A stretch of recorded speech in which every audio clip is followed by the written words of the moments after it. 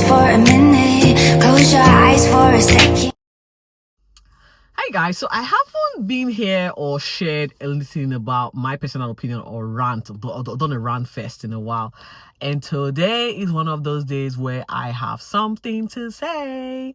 Yes, opinions are BS, we all have them, so here am I expressing myself in one of those opinions. But before I get ahead of myself, thank you so much for subscribing. Thank you for coming back onto this channel.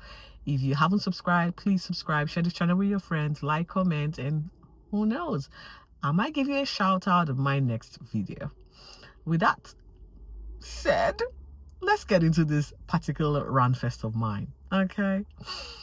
Okay, so I saw this particular post on Ninja, I think it's Instagram Ninja or Ninja Instagram or something, Instagram Ninja, one of those two vlogs on Instagram, and I'm crediting this particular post to that particular Instagram handle.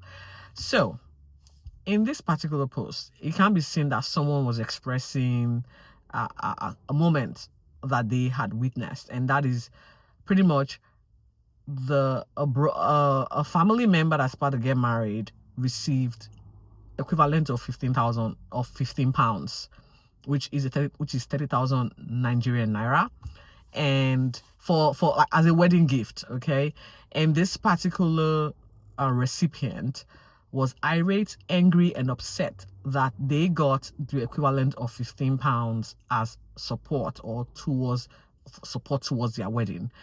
Pretty much the person that sent the money is a family member, so it's related to the person receiving this fund, and they felt entitled to more, and when they did not get more, they got very upset and I guess threw a few tantrum. And this is where my rant comes in.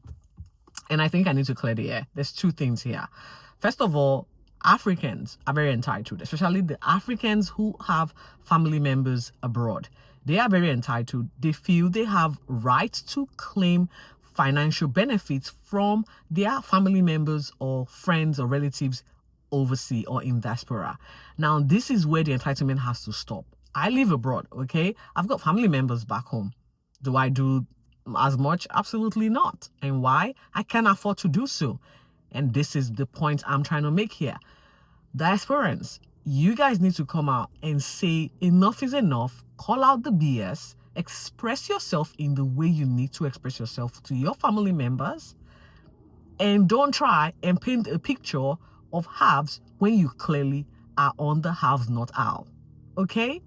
And we need to start making it a point of duty, letting people that back at home know that you cannot just expect or be entitled to my earnings, to my hard-earned earnings. There's no way I'm going to break the bank just to please you back home.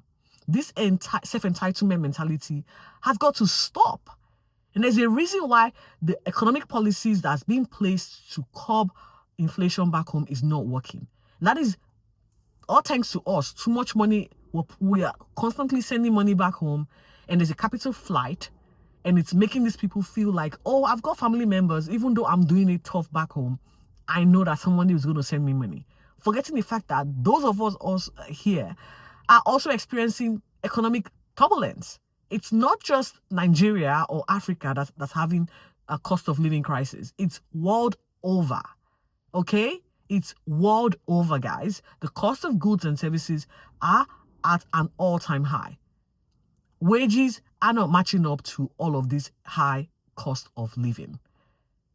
Okay? And so when, I kind of did a math. I said, maybe we should break it down, because when we're not being upfront and honest about what we earn as compared to what we expend every month, it might give some people the connotation that they can successfully live within your income rent-free.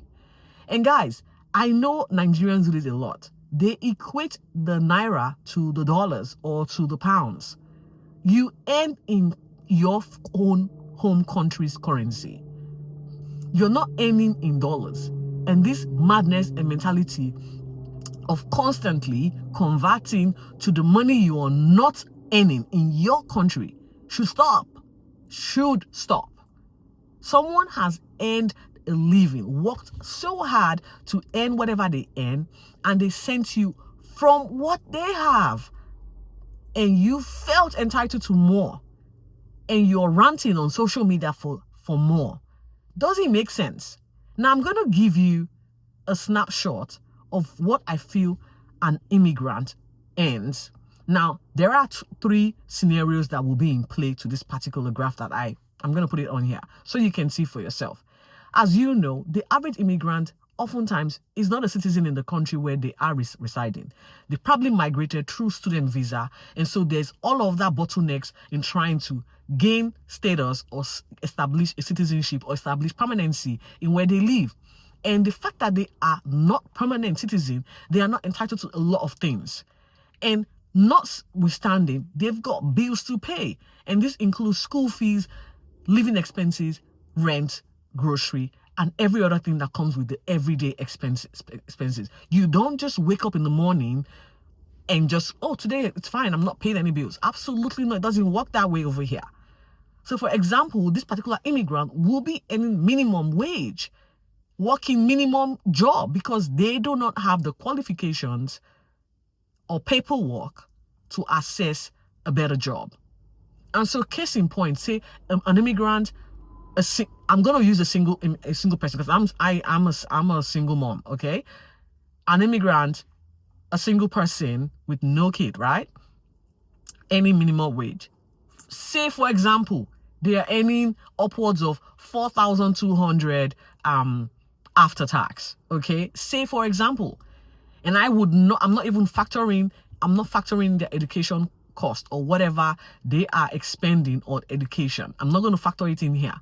So they have petrol, they have car insurance. Again, guys, to live abroad, car is not luxury, it's a necessity. Okay, so they've got car insurance, they've got petrol, they've got phone bills, internet, gas, water, electricity, health insurance, ambulance cover, grocery, rent, credit card bills to pay, internet, and maybe personal loan if they have. Now, this is just factoring in for a monthly expenditure. Say the phone, the cheapest you can find is $50. Internet, the cheapest out there might be $70. Petrol, $60 to and fro where you're going to. I'm just factoring this as a monthly expense. They also have car insurance, which can be upwards of $120. It depends on the insurance company you go for. So I'm going on the lower end here, guys. So please work with me. They have gas, water, electricity bill for the month, which can go upwards of 70, 40, and 80. Health insurance can be as low as $150. And you've got ambulance cover, which of course you only pay once a year. But if you factor in the cost of that every month, might cost you about $9 to $10. There is grocery. I'm saying a single person who's spending $150 or less, and this is not even including any fanciful going to an African grocer to buy, because if you add your African grocery bills to your monthly grocery bills, it's going to be more than $600 a month. And I'm looking at a single person. So they probably spend upwards of $120 to $150 every week for their grocery bills. And we're also looking at the rent. Now, for someone who's earning $4,200 a month, 50 to 60% of their income goes straight to rent, which I'm approximating to $2,500. And then you then add the personal loan that they are paying off monthly, plus the credit card debt that they might be paying off $30 or $100 there. Doctor's visit, you have to factor that in, because if these kind of people are working this hard to go to school, pay their bills, and just, again, support you back at home, it comes down to $38 in doctor's visit every month. Now, when you sum all of this up, you're amounting to $3,915. Now, take that from the $4,200 they've earned that month. What is left? We're looking at pretty much $285 to cover the miscellaneous, the surprise things that would happen. $285. And so if this person gives you 15 pounds or $25, please be appreciative. Take it, because this person has just taken, I haven't even factored any entertainment, no clothes, nothing. I'm just saying this person is pretty much living like a nomad. They don't wear clothes. They don't buy shoes. They don't have any personal self-care maintenance on them. This is just the basic. There is no entertainment. There is no Spotify. There's no Apple Play. There is no Netflix and chill. There is nothing. This is pretty much the basics. So they've got less than $280 at the end of the month to cover those miscellaneous that's going to crop up. And so you are complaining, feeling entitled that they sent you £15 or $25, and you think that they should have sent you more. You are getting married. Shouldn't you be cutting your clothes according to your material? Shouldn't you be able to marry and according to your budget? And who says you have to have a party when you're getting married? There's a courthouse that costs pretty much your marriage license, and that's it. That is pretty much all you need, your marriage license and a photographer to cover 3 photos. But if you want to go off and have a party, that should be on you. And not expect someone in diaspora who's struggling to make ends meet, who has got no uncle, auntie, family member to support them when they are down, to send you money to pretty much get married. How selfish are we back home and inconsiderate to other people's struggles?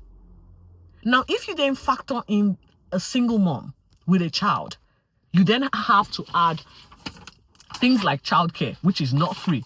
As you know, immigrants don't have family members to help support them, really look after their kids whilst they go to work. So you obviously have to have childcare. And if you don't have a permanent residency of that sort, you're paying pretty much $160 every day to access childcare.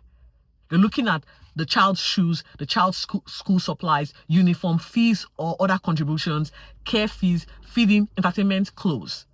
If you add all of that, how do you think a person surviving on $4,200 a month will be able to survive and even have $1 extra to send to you? We need to be realistic. And this is me also putting myself out there and saying, if you are expecting me to send you money, and if I manage, because I haven't, if I then manage to send you, you tell me, why would you send me $2? I will tell you to stick your head where the sun doesn't shine. That's my advice. That's what I will respond. So if you know me back home, please don't ask me for money, because I'm going to tell you no. And if at some point a miracle will happen that I would make an extra $2 and then I'll want to send you 50 cents, you better lie down on the floor to thank me. Okay? Yes, that's the least you can do to get free money from my hard labor. We need to be mindful. They say we listen and don't judge. In this particular post, I am judging. I listened, I read, and I'm judging. And I'm judging you back home, sitting on your ass and being entitled to someone that's working so hard to make ends meet. Get up. Go get a job. Have kids that you can afford. Marry according to your budget. Don't expect me to fund your frivolous lifestyle. I have been overseas for close to 10 years. I've never been back home. Guys, I would love to go back home. Maybe I should actually come and start begging for someone to buy me a ticket to Nigeria so that I can come back home and see my parents. I see my family members. I would love to go back home, but I can't quite afford the ticket to go back home. I can't afford the luxurious lifestyle you guys live back home. I cannot.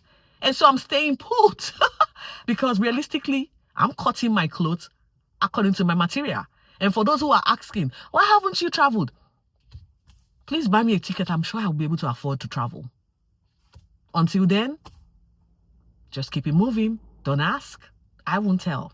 Don't ask. You're not going to get the response you're looking to get.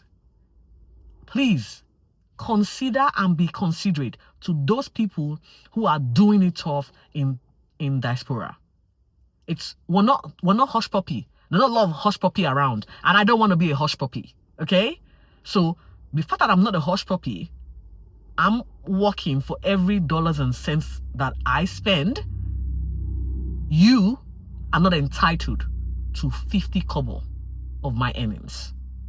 And the sooner you guys start realizing this, the better it is for us. And that's it, guys. And I hope you can contribute. If you have anything else to say, come on the comment section and share your thoughts. At this point, I am willing to listen to what you have to say for or against my opinion. Until next time, guys. Thank you for watching. Be safe. Stay focused. I guess we all should be mindful too.